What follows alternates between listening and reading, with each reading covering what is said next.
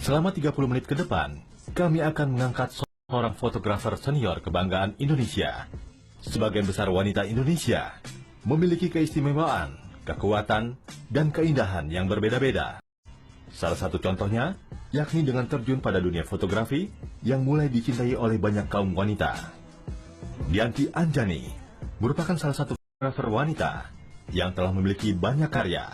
Lahir dan besar di kota Jakarta, siapa sangka jika dosen dari sebuah perguruan tinggi ternama ini berasal dari keluarga yang tidak seprofesi dengannya. Kebetulan kedua orang tua saya itu kuliah di Fakultas Kedokteran. Ibu saya dokter juga, jadi memang dari kecil kita dibesarkan dengan itu, pengaruh itu. Ayah saya dulu di perusahaan farmasi, kemudian ibu saya juga dokter, jadi dinas kesehatan.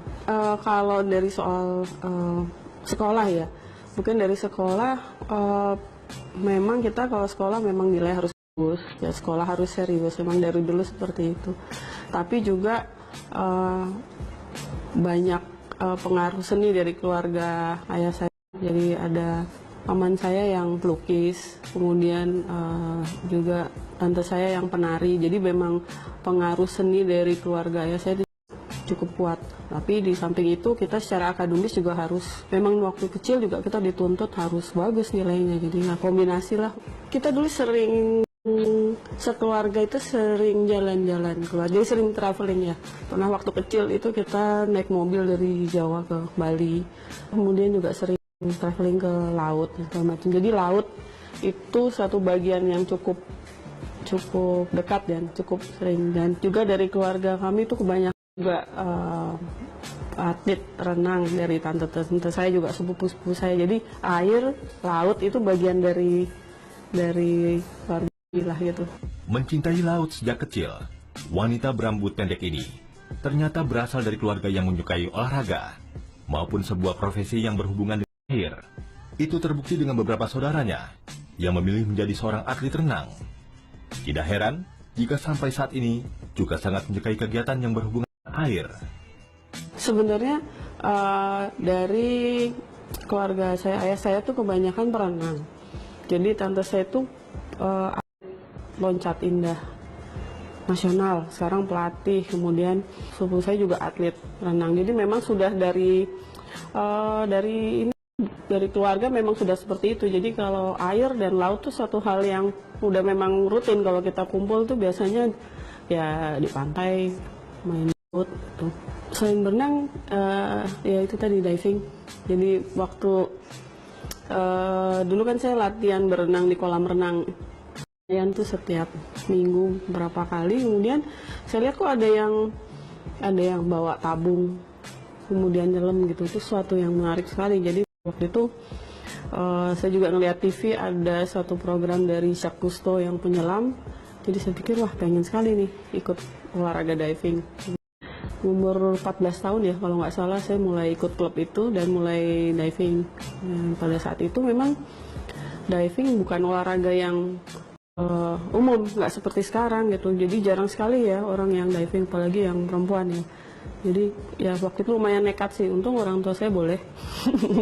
Jadi sejak 14 tahun sampai sekarang sih. Meskipun telah menjadi seorang fotografer profesional, namun ternyata Dianti bercita-cita ingin menjadi seorang penyelam.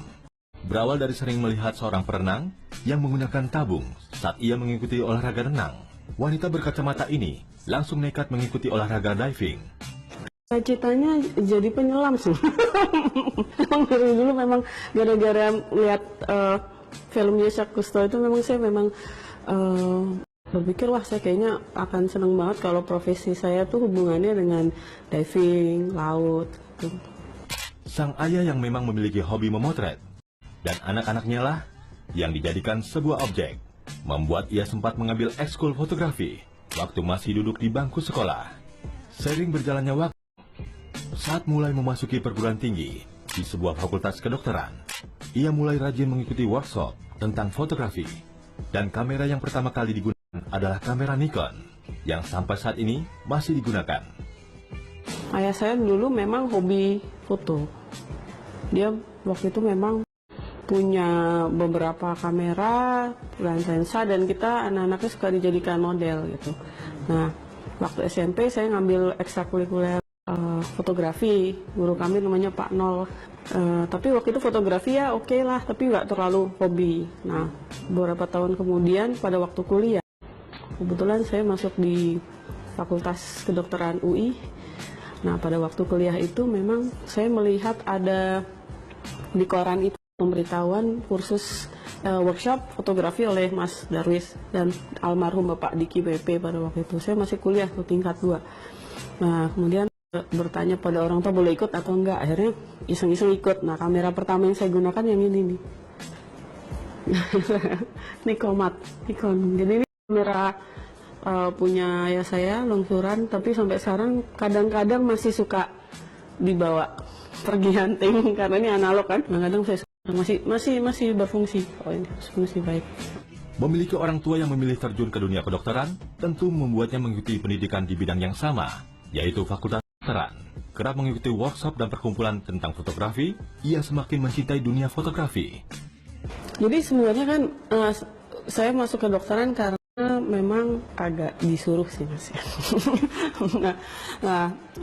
Pada waktu itu memang tadinya saya ada 2 pilihan tuh. Sebenarnya saya ingin biologi laut karena memang hobinya diving, atau seni rupa gitu. Tapi memang akhirnya diterima kedokteran kan. Pada waktu itu setelah ikut workshopnya Mas Darwis, saya ikut perkumpulannya. Mas Darwis sering mengadakan foto hunting, saya selalu ikut. Nah, saya mulai bergabung dengan yang namanya Jakarta Photographer Society. Tahunnya nggak usah disebut ya, sudah lama. Tapi itu saya bertemu dengan banyak fotografer senior, juga hobis yang sangat mendukung gitu. Sejak itulah saya senang banget dengan fotografi. Jadi pada waktu kuliah di kedokteran pun, pada waktu kita harus jaga alam pun, saya selalu bawa kamera, motret, dan segala macam. Jadi di Fakultas Kedokteran mungkin teman-teman mengenalnya bukan yang karena prestasi akademis, tapi karena tukang karena kemana-mana bawa kamera. Pada waktu kuliah saya udah mengatakan pada orang tua saya kalau sebenarnya saya lebih tertarik foto, tapi syaratnya dari orang tua saya adalah harus menyelesaikan dulu kuliah kedokteran.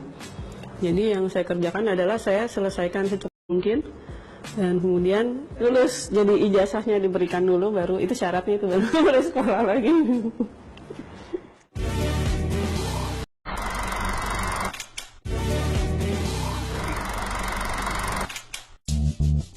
Berbeda dengan zaman dulu, dunia fotografi yang menggunakan kamera analog tentu tidak semudah saat ini.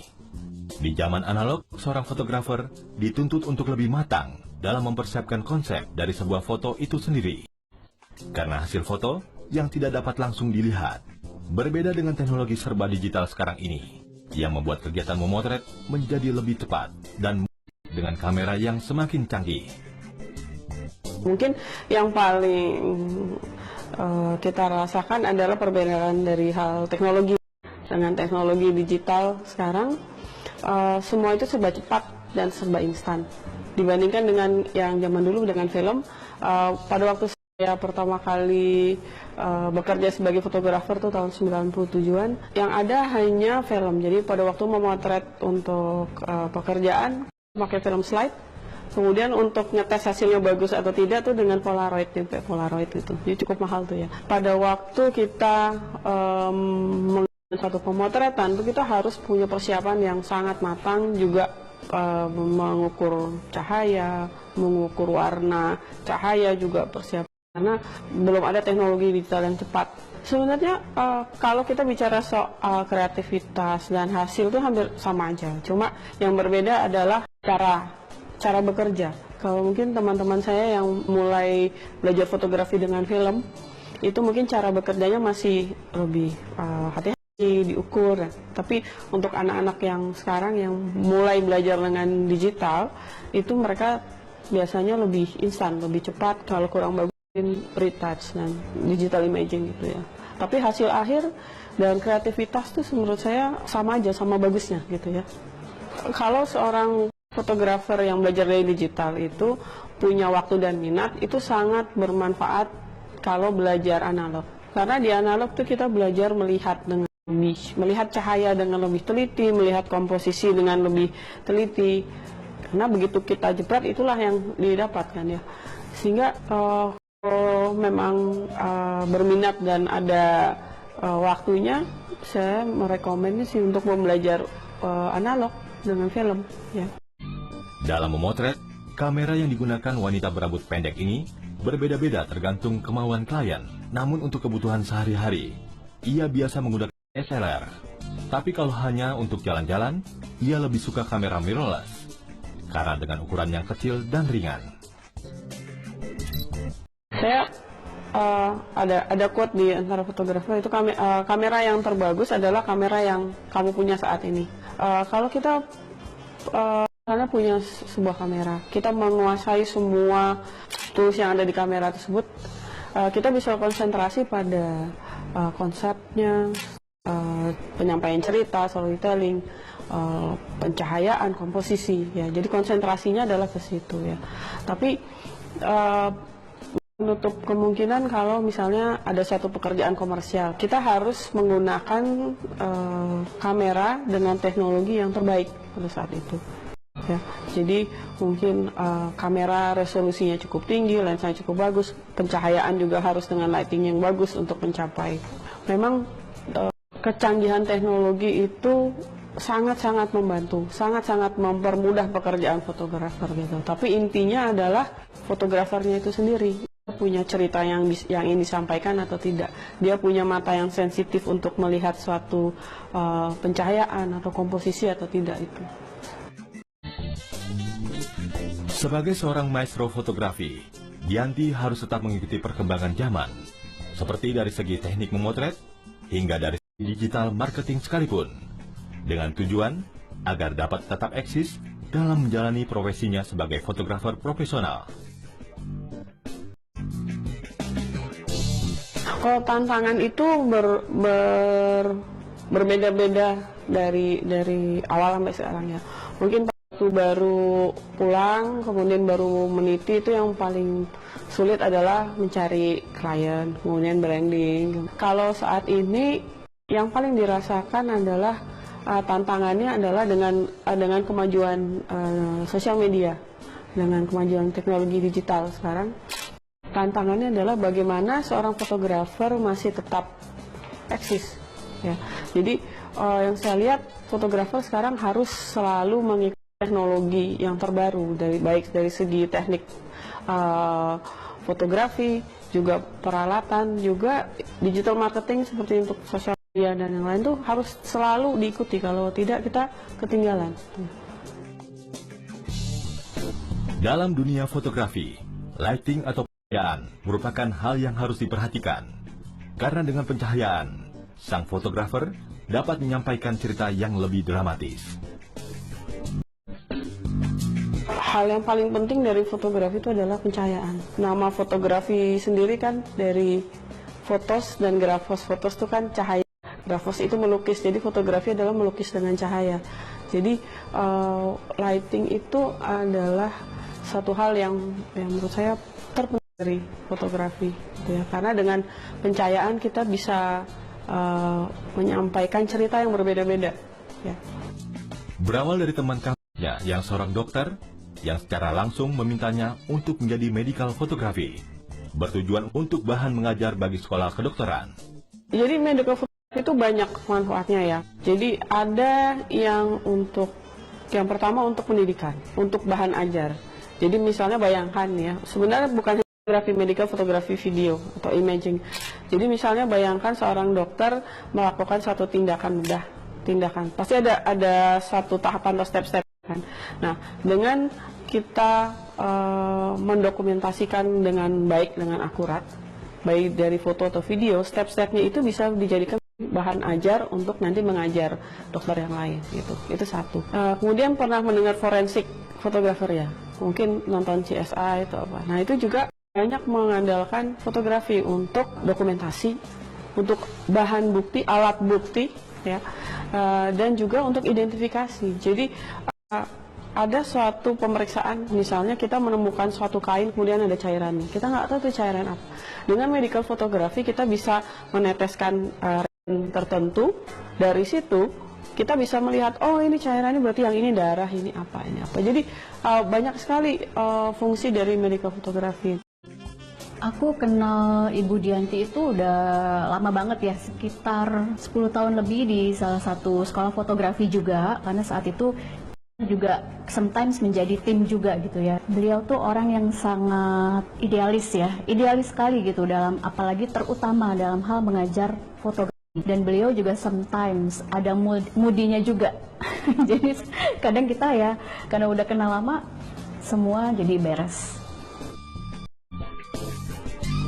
Setelah ini, Maestro masih akan kembali. Tetap di UCTV.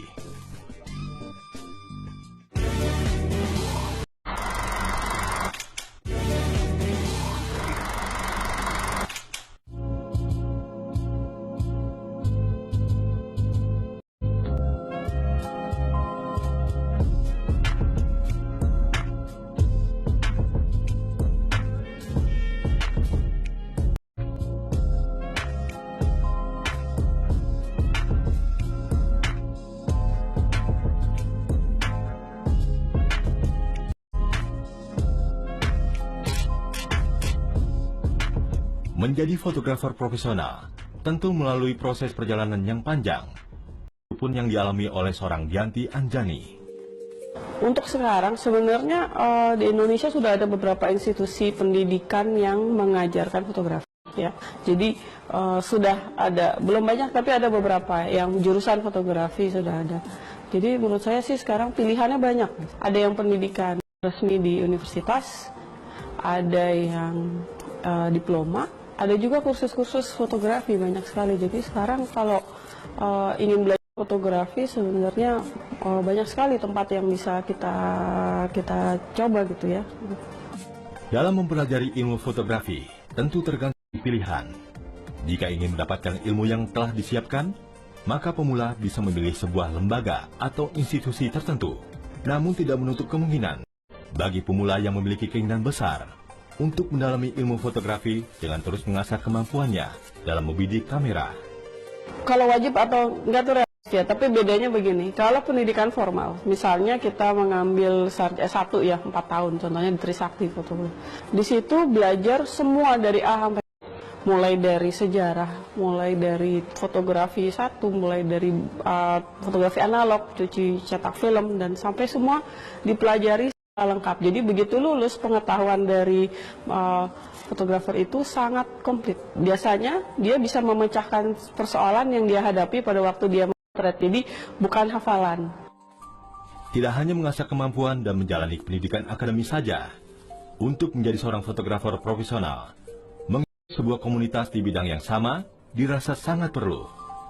Bertujuan untuk lebih menambah wawasan, dan pastinya agar bisa berbagi ilmu dengan sesama fotografer.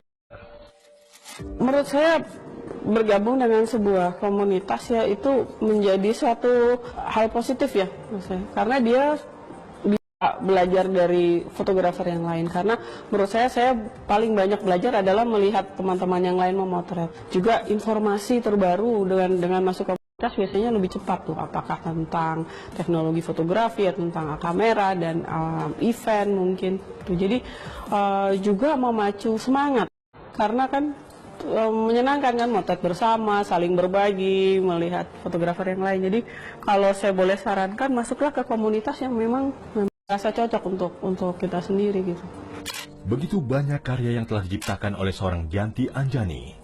Namun kecintanya dengan laut dan fotografi membuat ia terinspirasi untuk menggabungkan kedua hobinya itu. Sejauh ini karya yang paling berkesan untuknya yaitu fotografi underwater, karena menurutnya memiliki tingkat kesulitan yang tinggi untuk mendapatkan hasil yang terbaik. Paling berkesan justru bukan di pekerjaan komersil ya. Justru karena saya senang sekali laut, yang paling saya suka adalah fotografi bawah laut atau underwater ya. Karena fotografi underwater itu sangat sulit. Ya. Jadi itu menggabungkan antara ilmu fotografi dan kemampuan menyelam kan. Nah, saya menyelam sejak 14 tahun, memotret juga sudah cukup lama. Begitu digabungkan kedua-duanya, kayak start dari nol. Jadi memang suatu yang sulit. begitu mendapatkan hasil yang bagus itu wah kepuasannya tuh lebih dari memotret yang komersial. Sempat mengerjakan sebuah proyek film biografi naungan Yayasan Pemberdayaan Perempuan Kepala Keluarga dengan proses pembuatan film yang cukup lama dan berlokasi di Nusa Tenggara Timur. Selama syuting menjadi pengalaman yang sangat luar biasa baginya. Jadi pada waktu itu yang unik adalah kru dari Jakarta itu tidak banyak. Yang dilakukan adalah pada waktu ke sana kita melatih ibu-ibu itu menjadi anggota dari tim produksi. Jadi ada yang membantu sutradara, ada yang membantu kamera dan lighting, ada yang membantu konsumsi, ada yang produser. Dan itu pengalaman yang menyenangkan buat saya sih, menyenangkan sekali. Dan begitu filmnya tayang di pusat perfilman, jadi kami menonton rame-rame dengan audiens dan juga dengan ibu-ibu itu. Juga mereka juga pasang layar tancap di Adonara dengan satu desa menonton semua. Jadi wah itu sih cukup membanggakan sih buat saya. Tahu, mang pegawai negeri no, kerja pegawai negeri rembelah pom ini ulo. Malah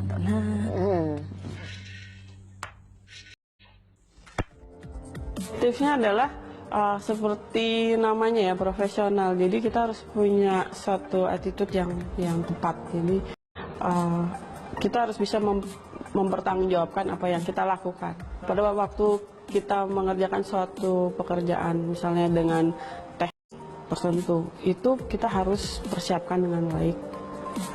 Jadi kita kuasai dengan baik. Tapi fotografer itu kan entrepreneur ya. Jadi dia harus menguasai juga bagaimana komunikasi dengan klien kita dengan baik, kemudian bekerja dengan teknik yang baik. Dia setelah itu menyampaikan hasilnya yang tadi tepat waktu itu ya. Itu yang menurut saya anak muda sekarang tuh yang paling sulit ada di situ, harus tepat waktu sesuai dengan deadline itu. Kalau itu bisa, banyak latihan, belajar dari kesalahan, nah itu pasti suatu hari bisa menjadi seorang yang profesional yang baik. Rencana sebenarnya saya punya cita-cita ingin membuat suatu sekolah fotografi yang sekolah ini bukan sekolah formal ya, tapi tempat belajar fotografi untuk semua orang ya. Karena saat ini memang hanya bisa dinikmati oleh mungkin beberapa orang. Padahal fotografi di masa depan, fotografi video adalah suatu alat yang penting untuk menyampaikan cerita atau storytelling. Ya, di dunia sosial media ini adalah suatu hal yang sangat penting. Jadi cita-cita saya bagaimana cara supaya kita bisa berbagi ilmu yang kita punya ke banyak orang. Itu yang ingin sekali saya lakukan ke depannya. Pemirsa, tidak terasa 30 menit sudah kami menemani Anda dengan kisah inspiratif dari sang maestro fotografi Indonesia. Tetap saksikan Maestro dengan perjalanan hidup para maestro lainnya. Tetap di UCTV.